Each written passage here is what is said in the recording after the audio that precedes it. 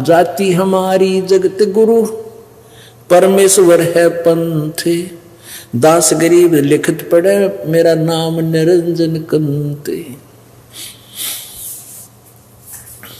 अब रामानंद जी के कहे क्या बोले, रे बालक सुन दुर्बुद्धि, ए दुर्बुद्धि बालक, क्योंकि ये सारे सबकी बुद्धि एक जैसी काम कर रही थी।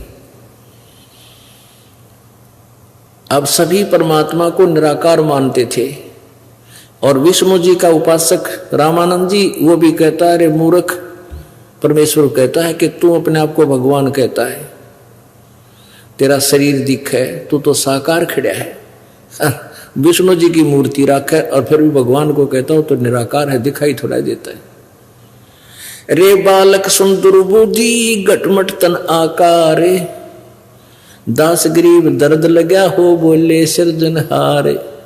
अब गरीबदास जी बता रहे अपने भगवान की महिमा, उनकी कैसे वार्ता हो रही थी कि रामानंद जी को दुख है इस बात का जो भगवान ने अपने आप को भगवान कह दिया। रे बालक सुन दुर्बुद्धि, घटमट तन आकार, दास गरीब दर्द लगा जब हो बोले सिरजनहार। तो कितनी गालियां दी रामानंद ने। तुम मोमन के पालवा, मोमन माने मुसलमान के, तुम मोमन के पालवा, तेरा जुल्हे के घर बासे, दास गरीब अज्ञान गति, तेरा इतना दृढ़ विश्वास है। तर्क तलु से बोलते ये रामानंद सुरज्ञानी, दास गरीब कुजात है ये आखिर नीच निदान। इतना अभद्र बोले रामानंद जी कि तो कुजात है। कुजात, कुजात माने जिसका निर्णय वेरा, इसकी माँ कौन है, इसका बाप कौन है।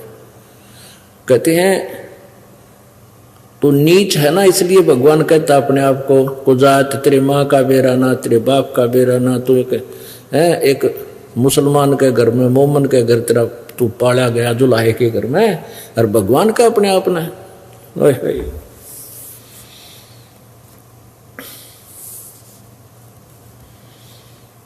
रे बालक नीची कला, तुम हो बोले ऊंचे, दास गरीब अकल बिना ते जो कहा क्या।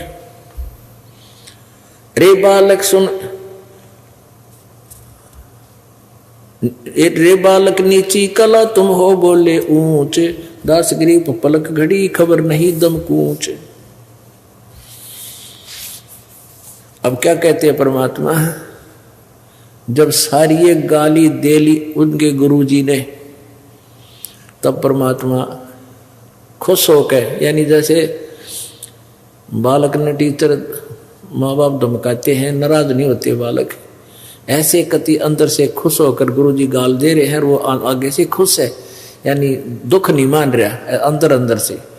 कहते हैं मैं के बदन खुला से कह रे सुन स्वामी परवीन, दास गरीब मनी मरे है मैं आज अधीन।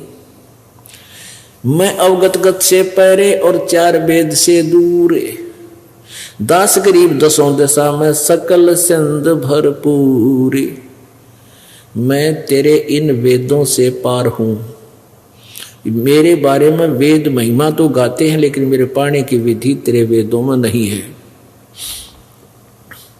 और मैं दसों दिशा सकल सिंध भरपूर यानी सर्वव्यापक हूं, मेरी ही सत्ता सबके ऊपर मेरी शक्ति काम कर रही है। ए स्वामी सृष्टा में और सृष्टि हमारे तीरे, दास गरीब अधर बसु में अवगत सत्य कबीरे। ओए होए, वही वेद बता रहे हैं परमात्मा ऊपर रहता है, और स्वयं परमात्मा कह रहे हैं मैं ऊपर रहता हूं सतलोक में, अधर यानी ऊपर।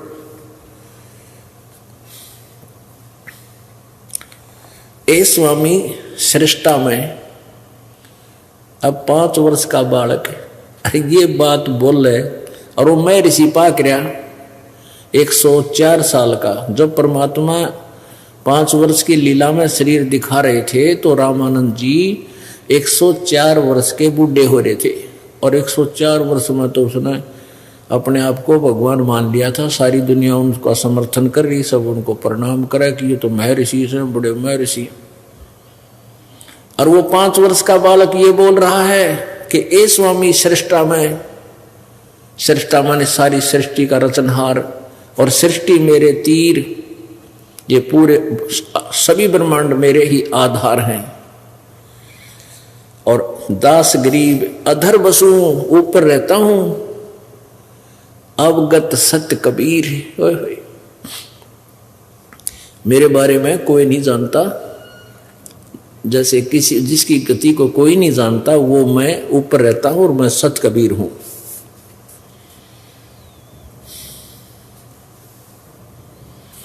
सुन रामानंद राम हम, मैं बावन नरसिंह, दास गरीब सर्व कला, मैं व्यापक सरपंग।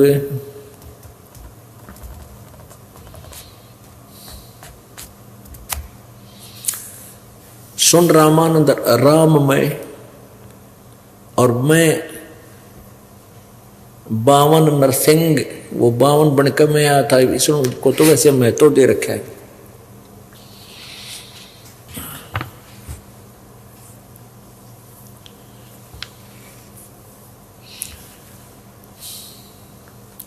गोता लाऊं स्वर्ग में, जा बैठूं पाताल, गरीबदास ढूंढता फिरूं अपने हीरे माणिक लाल।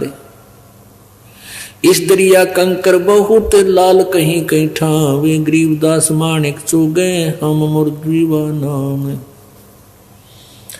अब ये बात जब कही परमात्मा ने, कति करड़ी सी छाती करके ठोक कर कही कि मैं परमात्मा हूं।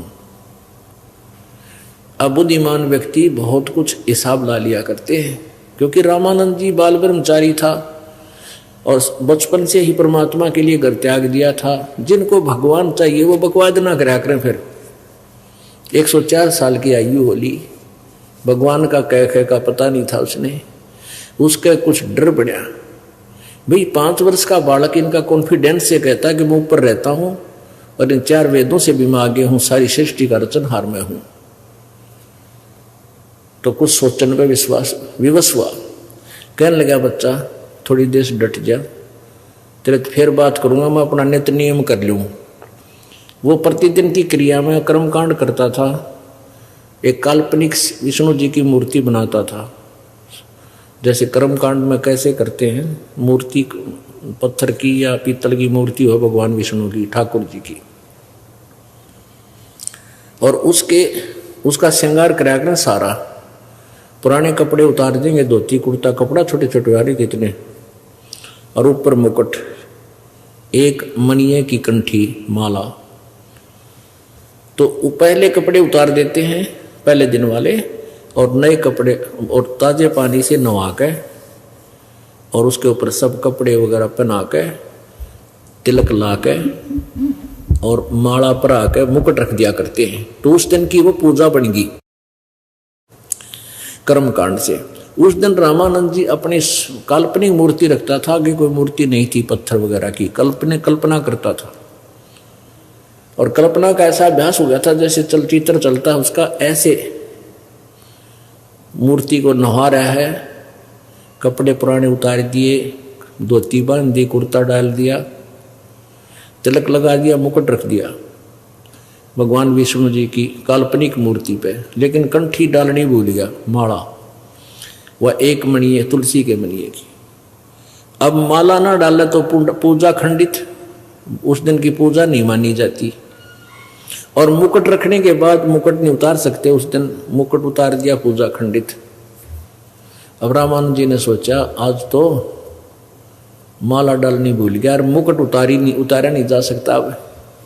तो उसने क्या सोचा कि मुकुट के ऊपर का डाल दूं माला ने, कल्पना कर रहा है जो कर सौंपने में होया करे, नहीं सोच ले सौंपन में। तो वो माला और मुकुट में माला फंस गई, नीचे ना आई। रामानंद जी सोच रहे हैं, माला उठा ली उल्टी, ये भगवान आज मुझसे कौन सी गलती होगी, आज तक यह भूल मेरा पे लगी नहीं थी, भगवान माफ करना। बहुत दुखी हो गया अंदर अंदर से, या आज भगवान रूस गया शायद मेरे तय रुष्ट हो गए। तब परमात्मा बाहर खड़े थे, पर्दे से बाहर वो 5 वर्ष के परमेश्वर कबीर जी। परमेश्वर कबीर जी ने कहा कि स्वामी जी इस माला की गांठ खोल लो या गुंडी, और गुंडी खोल के फिर बांध दो, मुकुट नहीं उतारना पड़ेगा। अब रामानंद जी कित की गुंडी खोलने थे और कित की वो मुकुट उतारे थे, रखे थे। अब नो देखा भगवान खड़ा सामने, मेरे मन की बात बता दी, मैं कहाँ परेशान हो रहा था, और कोई साकार मूर्ति नहीं, पर्दा हटा के देख लिया हो। अब कहते हैं समझदार को संकेत ही बहुत होता है। अड्डा पर्दा दूर भगा, होए होए एक का चोट सिधारिया जिन मिलन दाचा। अपने आत्मा इनको ब्राह्मण कहते हैं। रामानंद जी ब्राह्मण थे। ब्राह्मण सोए जो ब्रह्म पछाणे, पंडित सोए जो पिंड की जाने। अब था मौका उस भगत के लक्षण ये होते हैं, उसने समाज नहीं देखा, लोक लाज नहीं करी। एक तो सामने खड़े थे सारे ब्राह्मण जो उसकी वाह वाह करया करते थे, जय जयकार करया करते, ब्राह्मण मानते थे। और एक तरफ भगवान खड़े। अगर एक दानक के बालक ने आज से 600 वर्ष पहले कोई ब्राह्मण सीने से लगावे तो पहाड़ टूट जाए उसके ऊपर है। लेकिन रामानंद जी ने कुछ नहीं सोचा, पहाड़ में जाओ ये समाज। भगवान जिसके लिए डले ढोर है सामने खड़ा, ऐसे बालक को सीने से लगा लिया और के कहने लगे, मन की पूजा तुम लखी, मुकुट माल परवेश, गरीब दास गति को लखे, तेरा कौन वर्ण क्या बेश। अब रामानंद जी ने कहे, भगवान आपने क्यों कर भगवान माना, कैसे पहचान सकती है दुनिया तो किस वर्ण यानी शूद्र वर्ण में और किस वेशभूषा में खड़ा एक छोटा सा बालक धोती कुर्ता पहरे। अब तने क्यों कर पहचाने दुनिया। मन की माला मन की पूजा तुम लखी, तुमने जानी, और मुकुट माल परवेश। गरीबदास जी कहते हैं, रामानंद जी ने बोले, गरीबदास गति कौन लखे, तेरा कौन वर्ण के भेष। सीने से लगा लिया। अब पुण्यात्माओं, परमात्मा ने, वो सारे खड़े थे ना, सुन रहे थे प्रवचन, सबकी फड़क निकालनी थी। रामानंद जी को फिर थोड़ा सा छोड़ दिया ढीला। रामानंद जी ने सोचा, अब ये मुझे गुरु बता रहे हैं तो ये परीक्षा तो और ले लो, मैं गुरु कैसे बना इसका। तो उन्होंने पूछा, बच्चा यह बात तो मेरे समझ में आ गई, आप क्या करना चाहते हो। आप यही मुझे ये दिखाना चाहते थे कि, तो आप परीक्षा लेना चाहते थे कि मैं भक्त हूं या अभक्त, या तो आपने दया कर दिया अपने मेरे ऊपर। पर एक बात बताओ, मैंने आपको नाम कब दिया। फिर सारा बताया कि ऐसे ऐसे जब मैं आप नहाने के लिए गए थे गंगा के घाट पे, और मैं वहां लेटा हुआ था, आपकी खड़ाऊ मेरे सिर में लगी थी। रामानंद जी ने कहा, वो तो छोटा सा बालक था, 2-2.5 वर्ष का, आप तो नहीं हो सकते। मैं ही था। कैसे था। परमात्मा ने दूसरा रूप, वहीं एक खाट थी किसी सेवक की चारपाई, उसके ऊपर एक 2.5 वर्ष के बालक का रूप धारण करके लेट गए कि देखो स्वामी जी सामने। ऐसा था मैं। अब उस रामानंद जी ने देखा 6 बार, ने देखा 6 बार, वो 10 साल के 5 वर्ष के तरफ देखा, 6 बार 2.5 वर्ष की तरफ देखा। 2 रूप में दिखाई दिए। आंखें मल मल कर देख रहा, कहीं दो खाते नहीं लगे। इतने में वो 2.5 वर्ष का बालक उठा और 5 वर्ष के बालक में समा गया। तब रामानंद जी के समझ में आई, तेरा गजब हो, ये तो भाई। फिर सोचा कि और पूछ लूं, कि मन बड़ा बदमाश है। कहने लगा, बच्चा मैं क्या नाम दे, मैं कि आपने कहा था कि आपने मेरे सिर पे हाथ रखा था, राम राम बोला था, मैंने आपने मंत्र दे दिया मेरे, राम नाम का, राम का मंत्र दे दिया। तो स्वामी जी बोले कि बच्चा मैं राम नाम नहीं देता, राम राम जाप करने को नहीं देता। परमात्मा ने कहा कबीर जी ने कि आप ओम मंत्र देते हो। पुण्यात्माओं ये बताया नहीं जाता था मंत्र किसी को, केवल उपदेशी ही को दिया जाता है। उसको कहा जाता था, अब भी कहा जाता है कि तू किसी को और को नहीं बताना।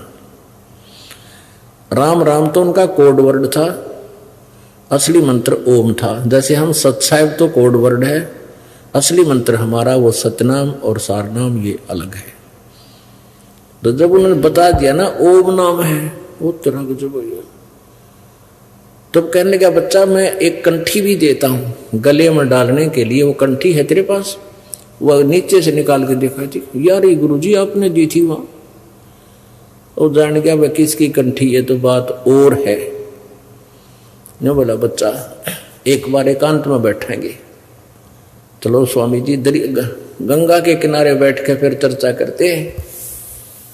अब यो मन बड़ा बदमाश है, न्यो कह रामानंद जी बच्चा मैं तो समाधिस्थ होता हूँ, बचपन से ही जो ना समाधिस्थ होता हूँ और बहुत ऊपर तक पहुंच जाता हूँ। परमात्मा बोले चल पहुंच ऊपर की, कहाँ तक जाओगे? अब रामानंद जी का तो अभ्यास था डेली का, समाधिस्थ हो गया। ऊपर त्रिवेणी तिरकुटी पर जाकर 3 रास्ते हो जाते हैं, 3 रास्ते हो जाते हैं, ये लेफ्ट, ये राइट और एक फ्रंट का। लेफ्ट में तो जाते हैं ये जो स्वर्ग आदि में जाते हैं, और राइट में जाते हैं ये 88,000 खेड़े और ये ध्रुव आदि के जो सप्त ऋषियों के स्थान है, और सीधा ये ब्रह्मरंध्र है। इस ब्रह्मरंध्र का से इनसे नहीं खुलता। तो रामानंद जी यहां आकर रुक जाते थे। कहते हैं योग युक्त प्राणायाम कर और जीता सकल शरीर, और त्रिवेणी के घाट में वो अटक रहे, बोले विरुष्ट आगे नहीं जाती थी उनकी वृत्ति सुरती, आत्मा वहां अड़ जाती थी। तो परमात्मा आगे ध्यान में दिखाई दिए उनको, 5 वर्ष के बालक। जैसे फिर स्वप्न सा हो जाता है, कहने लगे स्वामी जी ये इधर जो रास्ता है ना ये है तेरा, जब तेरी मृत्यु होगी तो आप इसमें जाओगे, आगे धर्मराज का लोक है उसमें आपका अकाउंट होगा, आप फिर विष्णु लोक में जाओगे क्योंकि आप विष्णु को इष्ट मानते हो।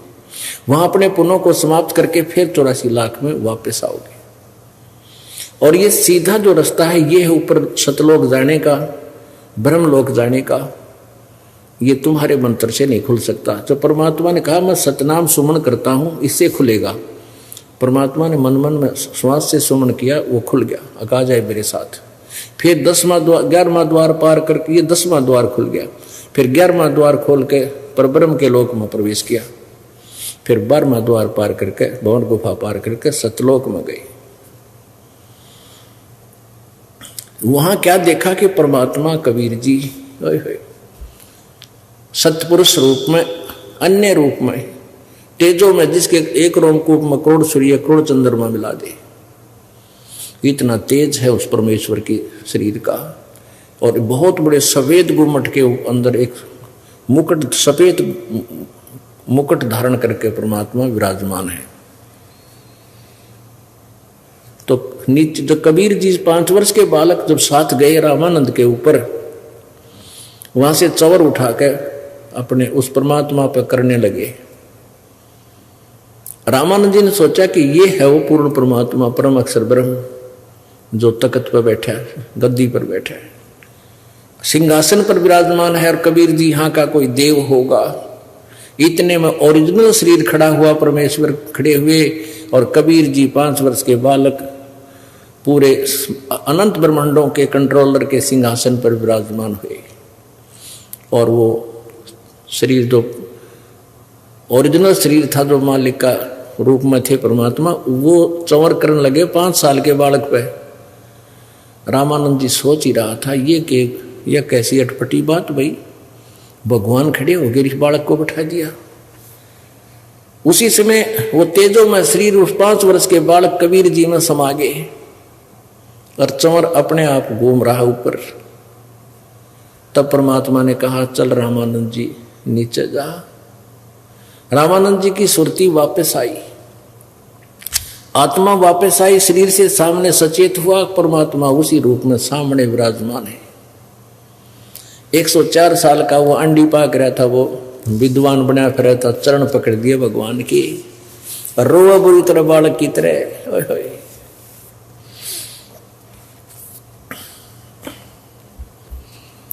सतलोक कर देख कर जाना प्रभु का भेवे, गरीबदास ये दुल्हा है सब देवन का देवे। ओए होए। परम यानी सतलोक को देखकर जाना परमात्मा परम प्रभु का भेद। और वो कहता है, रामानंद जी कहते हैं, ये दुल्हा जिसने दुल्हा कहेंगे तो भाई सब देवन का देव। तावा चित चक्रित भया, तावा चित चक्रित भया, देख फजल दरबारे, गरीबदास सिजदा किया हम पाए दीदारे। अब वो महर्षि पाक रहा था 104 साल का विद्वान, क्या कहते हैं कबीर परमेश्वर जी को, 5 वर्ष के बालक को, तुम स्वामी में बाल बुद्धि और भरम कर्म किया नासे, गरीबदास निज ब्रह्म तुम मेरा हो गया दृढ़ विश्वास। तहा वहां चित चक्रित भया, देख फजल दरबार, उस न्याकारी के सच्चे भगवान के दरबार को देखकर मन चक्र काट गया। और कहते हैं 100 बार ने सजदा किया हम पाए दीदार, गरीबदास निज ब्रह्म तुम, हे कबीर जी आप तो पूर्ण परमात्मा है, वास्तविक भगवान है, अब मेरा हो गया दृढ़ विश्वास। सुन बेसुन से तुम परे, उर से हमरे तीर, दास गरीब सर्वंग में ये अवगत सत कबीर। बोलत रामानंद जी सोन कबीर करतारे, गरीब दास सब रूप में है तुम ही बोलने हारे। तुम साहेब तुम संत हो, तुम सतगुरु तुम हंस, गरीबदास तुम रूप बिना और न दूजा अंश। रामानंद जी कह रहे ठोक कह के भगवान आप पे हो जो कुछ हो, तुम ही परमात्मा हो, तुम ही एक संत हो, और तुम ही एक और वास्तव में भक्त और दास की लीला आप ही कर रहे हो। मैं भक्ता मुक्ता भया। ओए होए। 104 साल का मैं ऋषि ने कहा मैं आपका भक्त, और मेरा टंटा कट गया, मैं मुक्त हो गया। मैं भक्ता मुक्ता भया, किया कर्म कुंदना से, गरीबदास अवगत मिले या मिटगी मन की बांस। दोहू ठोर है एक तू, भया एक से दो। दोहू ठोर है एक तू, भया एक से दो। गरीबदास हम कारणे तुम आए हो मगजोए। ओए होए होए। पुणात्मा वह वेद वाली बात यहां आ गई।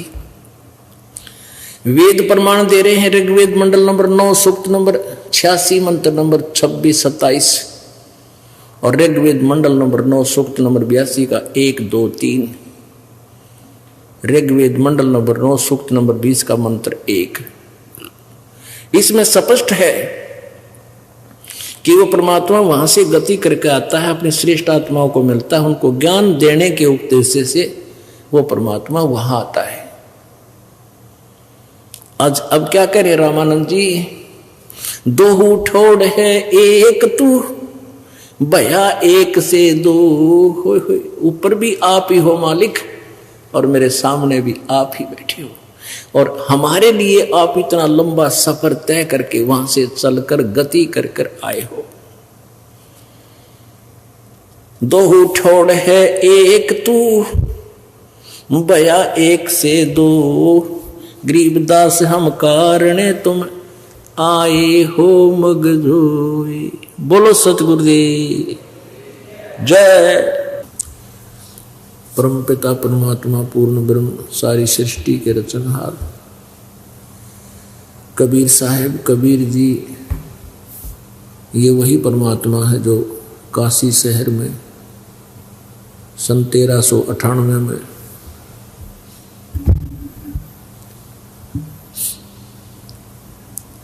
संवत 1455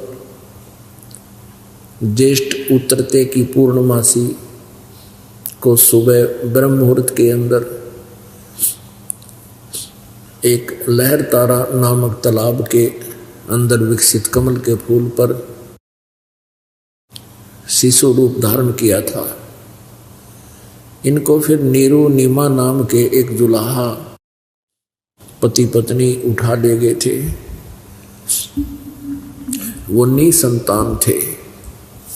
परमात्मा की परवरिश जुल्हाए के घर होने से आगे चलकर वे अपने नियमानुसार, अपने कर्तव्य कर्म के अनुसार जिस उद्देश्य से वो आते हैं, वो एक जीवन एक जनसाधारण जैसा अपने हाथों से कार्य करके निर्वाह करते हुए व्यतीत करते हैं। वो हमारे लिए एक उदाहरण पेश करते हैं। उस उद्देश्य से वो परमात्मा फिर बड़े होकर के जुल्हाए का कार्य करने लगे, जिससे फिर जुल्हा नाम से, धाणक नाम से प्रसिद्ध हुए।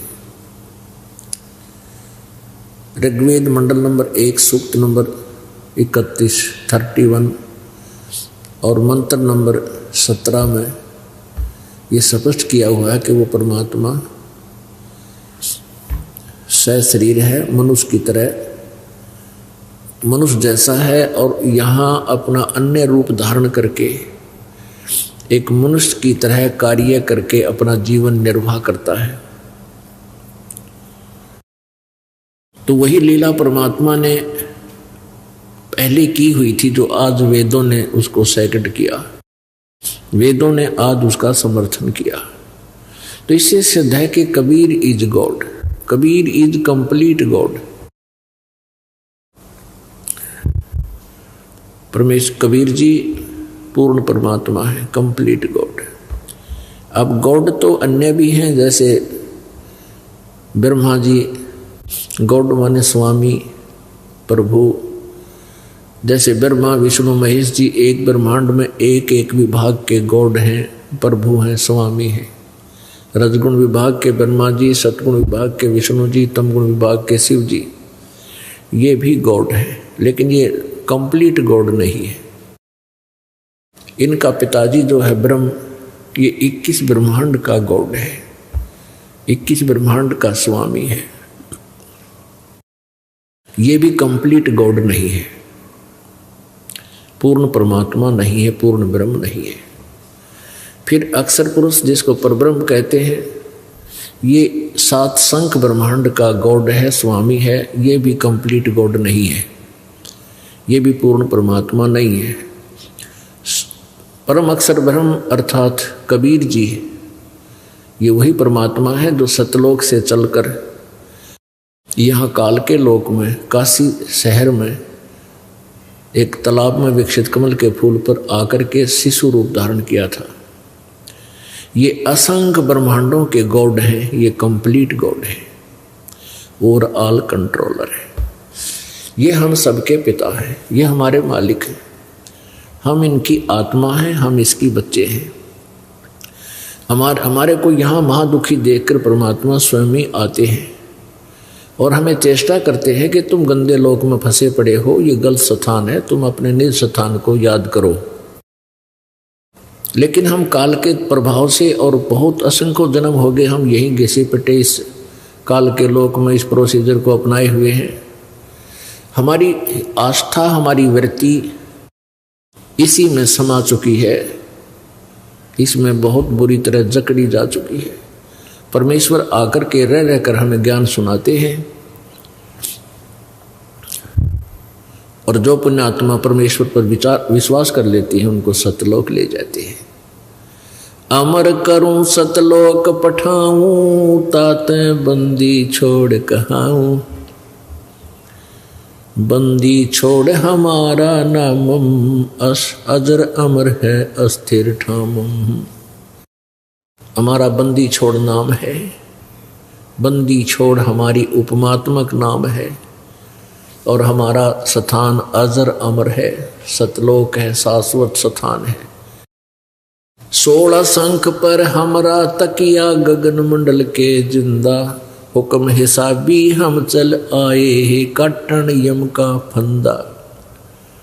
16 शंख कोस की दूरी पर सतलोक है, वहाँ हमारा तकिया है, हमारा निज स्थान है।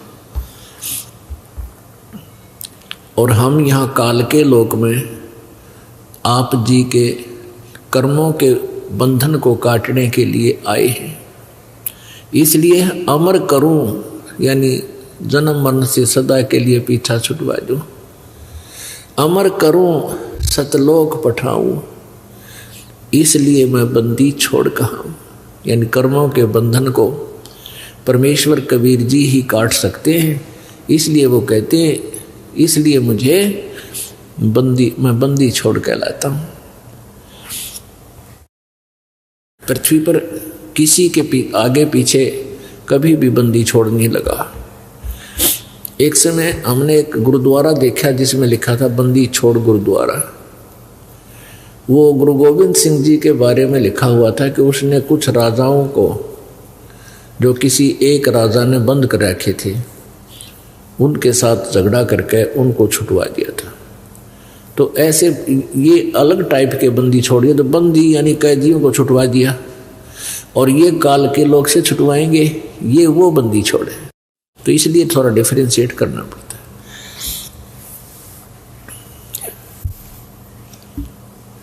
परमात्मा हमें याद दिलाते हैं कि जैसे मोती ओस का आगे गए ना बावड़े, रहते भी सब जाही, बिन साहेब की बंदगी कहीं ठोर ठिकाना नहीं। पहले चले गए, उन्होंने तो वापस आकर तुम्हें बता नहीं पाए उनके साथ के बीती, और जो बाकी बचे हैं वो भी सब चले जाएंगे, शरीर छोड़ छोड़ कर मर जाएंगे। बिन साहेब की बंदगी की तो ठोर ठिकाना ना। साहेब अभी आपको बताया था, साहेब माने गॉड, राम, भगवान, परमात्मा। अभी आपको डिफाइन किया है कि यहाँ जब साहेब की बंदगी, साहेब मीन कंप्लीट गॉड है, बिन साहेब की बंदगी, उस कंप्लीट गॉड की भक्ति बिना, पूर्ण परमात्मा की साधना बिना कि ठोर ठिकाना ना। जैसे आप जी ब्रह्मा जी की विष्णु जी की साधना करते हो, पूजा करते हो, तो विष्णु जी की भी मृत्यु होती है, इनकी पूजा करने वालों का भी कितना ठोर ठिकाना ना। स्वर्ग गए, विष्णु जी के लोक में चले गए विष्णु जी के पुजारी, वहाँ अपने पुण्यों को समाप्त करके स्वर्ग में कुछ दिन मौज मार के फिर वापस गधे बने, कुत्ते बन गए, सुअर बन गए, फिर कुत्ते की योनि को छोड़कर गधे बन गए, गधे की योनि को छोड़कर फिर सुअर बन गए, फिर कभी समय निकला, शुभ समय आया तो फिर मनुष्य बन गए, शुभ बने या अशुभ बने फिर नरक गए। फिर ऐसे कहते, ऐसे कहीं ठोर ठिकाना ना, और सतलोक जाने के बाद फिर वापस आना ना, फिर नहीं आना। वहाँ जाने के बाद फिर लौटकर संसार में कभी नहीं आते।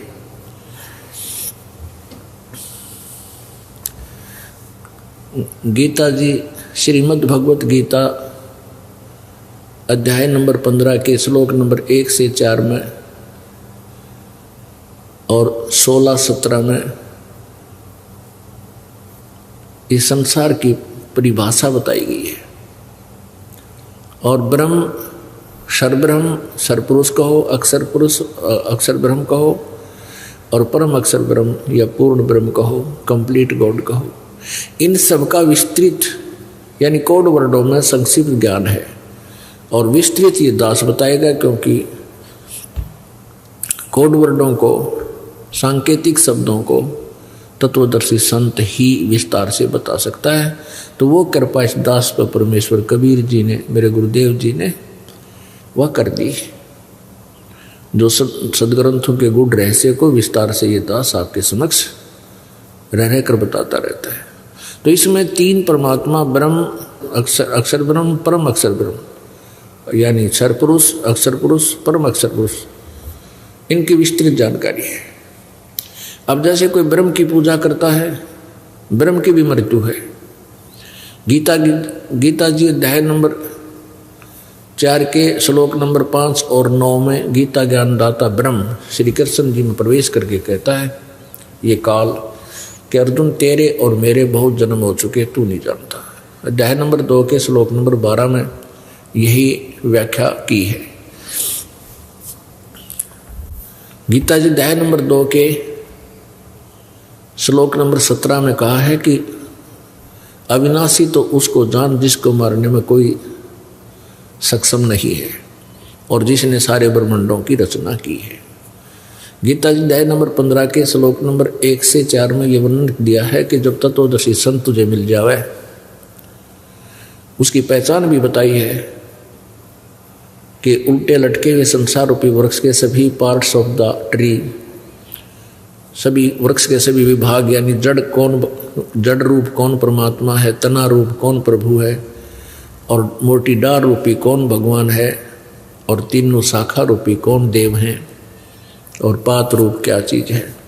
तो ये विस्तार से जो बताता है स वेदवित, वह वेद के तात्पर्य को जानने वाला है, अर्थात वो तत्वदर्शी संत है। वो कोड वर्डों को, सांकेतिक शब्दों को पूरी तरह समझता है।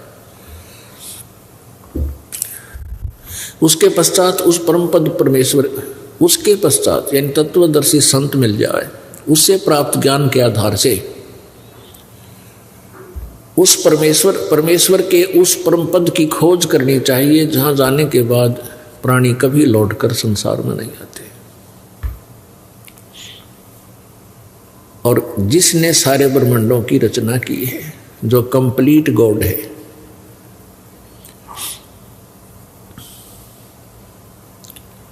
गीता जी अध्याय नंबर 15 के 16-17 में 3 प्रभु बताए, एक सरपुरुष, एक अक्षर पुरुष। ये 16वें श्लोक में 15वें अध्याय के, इसमें वर्णन किया है कि ये 2 प्रकार के भगवान हैं, एक सरपुरुष, एक अक्षर पुरुष। और ये दोनों इनके लोकों में, इस सरपुरुष के यानी ब्रह्म के 21 ब्रह्मांडों में, अक्षर पुरुष यानी परब्रह्म के 7 संग ब्रह्मांडों में सभी प्राणी नाशवान हैं, और ये स्वयं भी नाशवान है। अब कैसे, जैसे श्री शंकर भगवान भी नाशवान है। फिर 17वें श्लोक में 15वें अध्याय के गीता जी में कहा है कि उत्तम पुरुष है तू अन्य परमात्मा इति उदाहरते है, यानी पुरुषोत्तम वो श्रेष्ठ परमात्मा परम अक्षर ब्रह्म तो और है, इन दोनों से न्यारा है जिसको परमात्मा कहा जाता है। यह लोक त्रयम् आविश्य विभर्ति अवैश्वर है, जो तीनों लोकों में प्रवेश करके सबका धारण पोषण करता है, वो वास्तव में अविनाशी परमात्मा है। जैसे एक ब्रह्मा, अब यहाँ थोड़ा कंसेप्ट क्लियर करना पड़ेगा कि ब्रह्मा भी नाशवान है, विष्णु भी नाशवान है, और शिव जी भी नाशवान है। ये अजर अमर नहीं है। और तब ये ज्ञान आपके हृदय में ये पक्का दस जाएगा कि जो दास तो बता रहा है ये कोई दंत कथा नहीं है, ये अपने सदग्रंथों में लिखा हुआ है, इनकी जीवनी में लिखा हुआ भगवानों की। तो फिर ये आगे कंसेप्ट आसानी से क्लियर हो जाएंगे जो दास बताना चाहता है आज के सत्संग में। सुनिए, देखिएगा, श्रीमद् देवी भागवत सचित्र मोटा टाइप, केवल हिंदी। ये गोरखपुर से प्रकाशित है। श्रीमद् देवी भागवत, संपादक हनुमान प्रसाद पोदार, चिमनलाल गोस्वामी।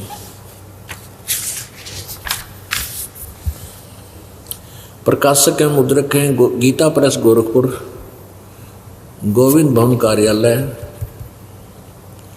कोलकाता का संस्थान।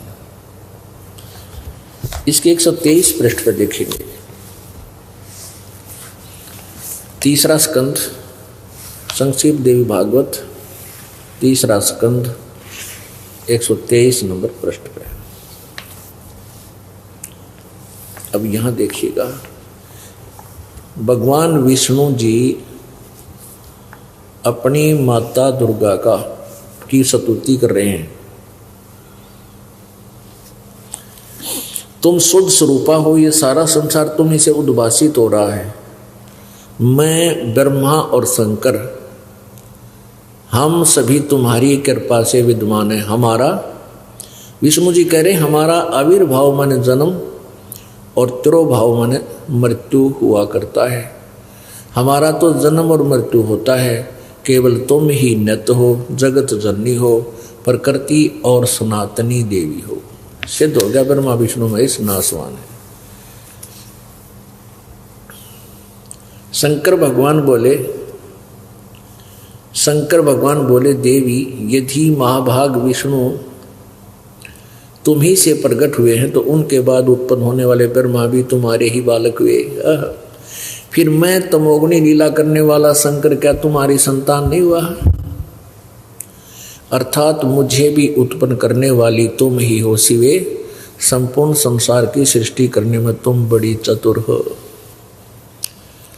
इस संसार की स्थिति, सृष्टि, स्थिति और संहार में तुम्हारे गुण सदा समर्थ हैं। उन्हीं तीनों गुणों से उत्पन्न हम यानी ब्रह्मा विष्णु एवं शंकर, रजगुण ब्रह्मा, सतगुण विष्णु, तमगुण शंकर नियमानुसार कार्य में तत्पर रहते हैं। इससे ये कंसेप्ट हो गया क्लियर कि ब्रह्मा विष्णु महेश तीनों नासवान हैं, इनकी जन्म मृत्यु होती है। अपने आत्मा एक ब्रह्मा की आयु है, इसका एक दिन, एक ब्रह्मा जी की आयु की काउंटिंग करते हैं, कैलकुलेशन 100 वर्ष की आयु है। वो 100 वर्ष किस प्रकार बनते हैं? एक वर्ष, एक दिन ब्रह्मा जी का 1008 चतुर्युग का होता है। इसको लमसम 1000 चतुर्युग कहते हैं। इतनी ही रात्रि और 30 दिन रात का महीना, 12 महीने का एक वर्ष, और ऐसे बने हुए 100 वर्षों की ब्रह्मा जी की आयु हो तेरे की। एक चतुर्युग में 43,20,000 वर्ष होते हैं। सतयुग, त्रेता, द्वापर, कलयुग, ये 4 युग होते हैं और इतने 43,20,000 वर्ष, और ऐसे 1008 चतुर्युग, 1000 मान कर चलो, इतने दिन और इतनी ही रात उसकी, और 30 दिन रात का महीना, 12 महीने का एक वर्ष, और 100 वर्ष की आयु ब्रह्मा जी की। ब्रह्मा जी से 7 गुणी अधिक आयु है श्री विष्णु जी की। विष्णु जी से 7 गुना अधिक आयु है शंकर जी की, तमगुण शिव जी की। काल के इन तीनों पुत्रों की ऐसी आयु है। फिर जब 70,000 तमगुण शंकर यानी शिव जी मर लेंगे, इनकी मृत्यु हो जाएगी, तब एक काल मरेगा, ब्रह्म मरेगा, एक ब्रह्मांड का विनाश हो जाएगा। और ये इतना, ये जो अवधि है, ये युग होगा उस अक्षर पुरुष का। ये एक युग होगा अक्षर पुरुष का, जो 7 संग ब्रह्मांड का स्वामी है। अब एक ऐसे बने हुए 1000 युग की, 1000 युग का उस अक्षर पुरुष यानी परब्रह्म का दिन, इतनी ही रात्रि, ओए होए, और 30 दिन रात का एक महीना, 12 महीने का एक वर्ष, और ऐसे 100 वर्ष की आयु इस परब्रह्म अर्थात अक्षर पुरुष की। और इसकी भी मृत्यु होए होए। एती उम्र बुलंद मरेगा अंतरे, सतगुरु लगे न कान न भेंटे वो संतरे। यदि आप जी ने इतनी लंबी भी उम्र प्राप्त कर ली तो भी डेथ होगी, तो भी मृत्यु होगी।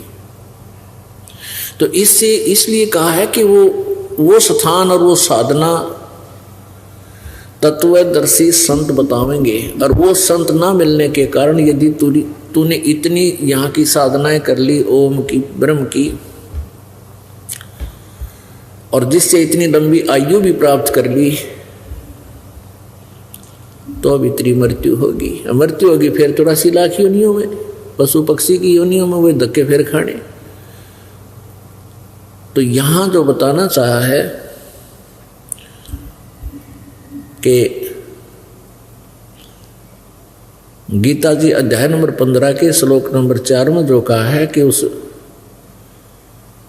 उसके पश्चात तत्वदर्शी संत मिलने के पश्चात परमेश्वर के उस परम पद की खोज करनी चाहिए जहां जाने के बाद फिर लौटकर संसार में प्राणी कभी नहीं आते, यानी पूर्ण मोक्ष प्राप्त होता है, अमर हो जाते हैं।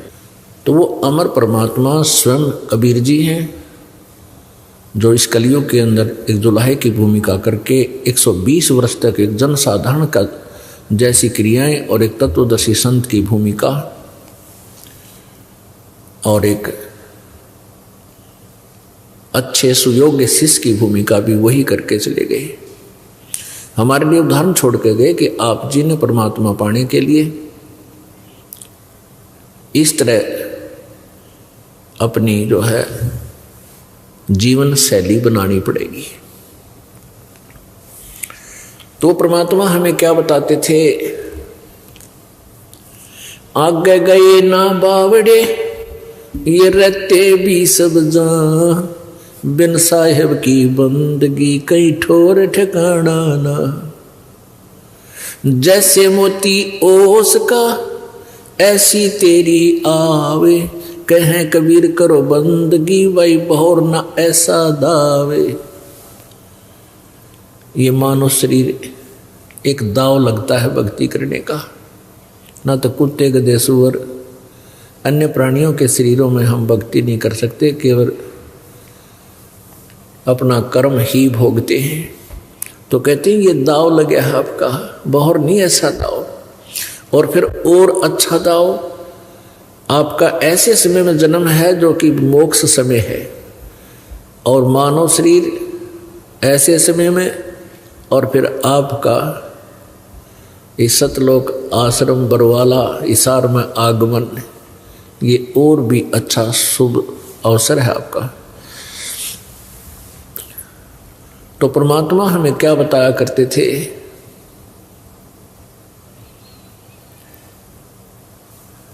कि मानुष जन्म पाके नहीं रटे हरि नाम, जैसे कुआ जल बिना फिर बनवाया क्या काम। मानुष जन्म दुर्लभ है ये मिले न बारंबार, जैसे तरवर से पत्ता टूट गया वो बहुर न लागे डार।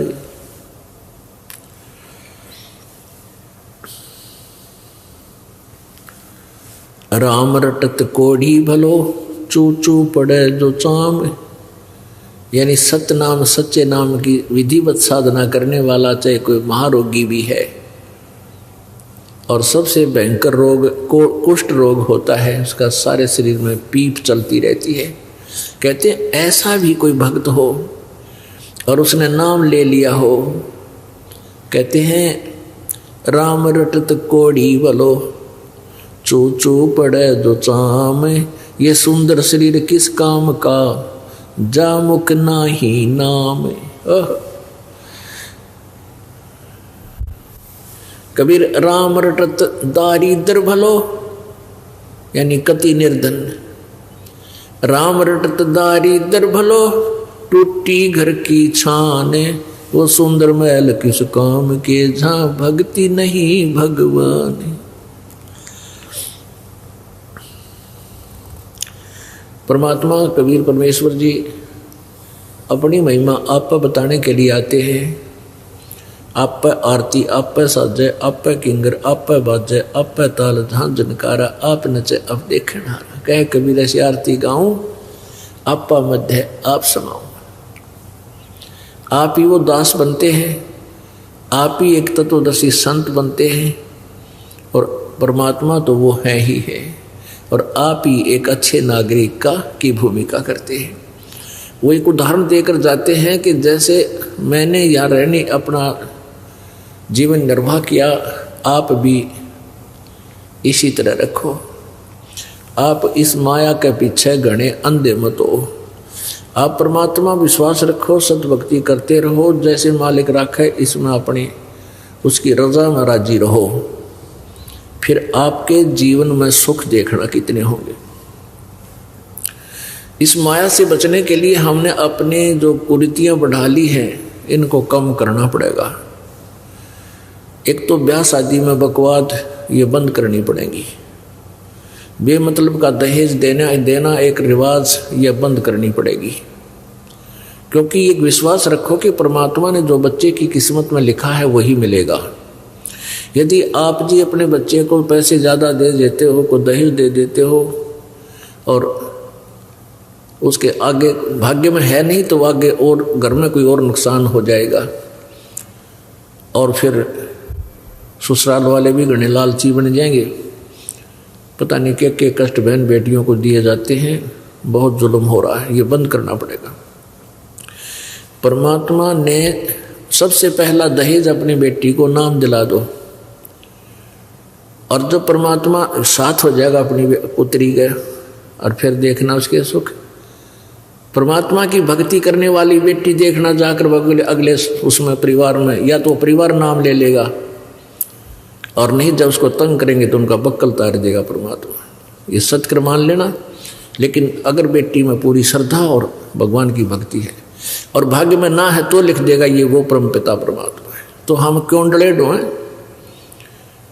हमने रिवाज बना रखी है कि 30 अगले के 30 कपड़े देने हैं, इतने 20 कंबल देने हैं, और वो फिर गरीब अमीर तो ला दे, चलो उसने 2 नंबर के धंधे कर रखे, बकवाद गढ़ रखी, गरीब कहाँ से लाओगा? वो फिर रीस करेगा कहते तेरी बेटी का दिल दुख जा। वो फिर फॉर्मेलिटी पूरी करते हैं और वो लाओगे जो 100 रुपया के 20 के वो कितना काम आओ नहीं आइटम पूरे करने पड़े, क्या तो कोई है इसका। तो हमने इस तरह इसको उल्टा हटना। यदि आप भगवान चाहते हो, भगवान उसी समय मिलेगा जब माया के पीछे हम कम भागेंगे। अब हम 90% समय माया जोड़न में लाते हैं और 10% समय हम वैसे बर्बाद किया करते थे। अब शुरुआत जब होती है आप जी की, आपका 10% समय ही मालिक के चरणों में प्रारंभ होता है। फिर धीरे धीरे आपको ज्ञान चला जाता है, फिर 50-50 हो जाता है। और कुछ दिनों में जब परमात्मा की कृपा होती चली जाएगी, आपको ज्ञान हो जाएगा, फिर तो 80-20 हो जाएगा। और 80-20 होने पर ही हम सतलोक जा सकेंगे। क्योंकि 20% तो यहाँ संसारिक कार्य मालिक ने अलाउड कर ही रखे हैं, इसमें करना ही पड़ेगा।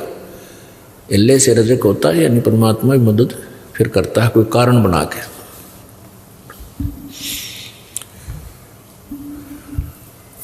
तो इस प्रकार हमने परमात्मा को पाने के लिए जिन भी साधनों को अपनाना पड़े वो अपनाने पड़ेंगे, और जिनको त्यागने के आदेश है वो त्यागने ही पड़ेंगे आपने। अब प्रारंभ में ये दास गांव में सत्संग करने जाया करता था, पाठ करते थे, 3 दिन का पाठ होता था। तो कुछ ऐसे इतनी स्पीड पकड़ के बंदी छोड़ के जाते हैं, क्योंकि इतने सुख दिए भगवान ने अपने बच्चों को। तो इतने पाठ हो गए कि डेली पाठ हो गया। शुरुआत में कुछ दिनों के बाद, यानी प्रतिदिन 1 पाठ का भोग लगता था, तो अगले गांव में हम पहुंच जाते थे। वहाँ प्रारंभ उसी दिन पहुंच जाते थे, नेक्स्ट दिन हम स्टार्ट करते थे, प्रकाश करते थे। तो उन कंटिन्यू दिनों में वो होली दिवाली भी आ जाती, दिवाली भी आती। होली के दिन हम और उस परिवार के सदस्य और हमारे साथ गए हुए भक्तजन, वो तो अपने अंदर परमात्मा की पाठ कर रहे होते हैं, परमात्मा का भजन कर रहे होते थे। और वो बाकी जो बौड़ी आत्माएं हैं, लट्ठा लेकर कोरडा हो आ गया मोर मोर, और ये सब लाल मुंह कर ले बांदर के ऐसा कि दारू पी गया, कोई गाड़ में पड़ा है, कोई गारा में पड़ा, कोई रेते में लौट रहा, बंदर से मुँह करे अंडे। और वो टाइम वेस्ट करने वाली बात। अब खाम खा बकवाद। होली के ऊपर फिर बम पटाख के छोड़ दें, किसी का हाथ जल जा, किसी की आँख जल जा, कि तो आग लग जाए, 100 बिरान बैठी। तो उनका हमारा पीछा छूटा। क्योंकि रुचि ये कोई ना बने। एक भक्त ने नाम ले रखा था, एक भक्त ने नाम नहीं ले रखा था, फिर नाम लेने आया। वो कहने लगा जी, उससे कहा भी ये त्योहार नहीं मनाने। ने बोला जी मारा था अब तक कोई ना मन दे। कैसे ना मनते कि 6 साल हो गया हमने ना होली मनाई है ना दिवाली। ऐसी घटना घटती है त्योहार के आसपास, या तो कोई बटेऊ मर जाएगा, या बहन मर जाती है, या घर में कोई घर का ही सदस्य की मृत्यु हो जाती है। 6 साल हो गए हमारा दिवाली नहीं मनाई। तो यहाँ परमात्मा कहते तुम फिर बकवादा हम पाएंगे जैसे बूढ़े लोक में। आज लड़का हुआ खुशी मनाई, साल 5-6 मर गया टक्कर मारी, क्या की खुशी मनावे।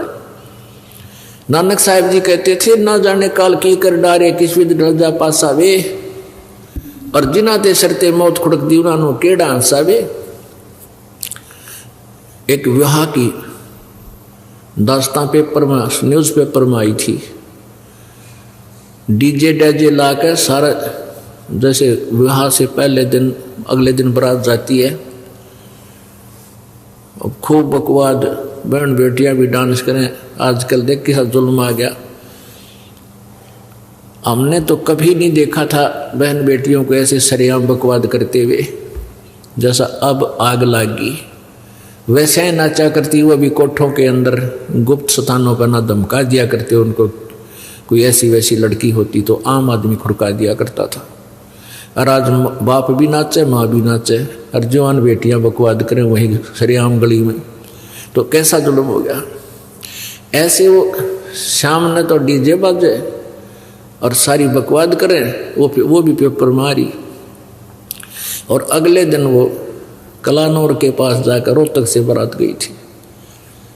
वो दूल्हे वाली गाड़ी किसी 4 व्हीलर या ट्रक से टकराएगी। वो दूल्हा भी मर गया, 5-7 और मर गए। अगले दिन टक्कर मारे, बाल पाड़े हुए जो काल डीजे आगे नाचे थी। तो परमात्मा कहते हैं क्यों बकवाद में 5 देड़ के भी रख के बिजली गिर जाए कब। इसलिए दास ये बताता है कि हमने एक साधु की तरह रहना है।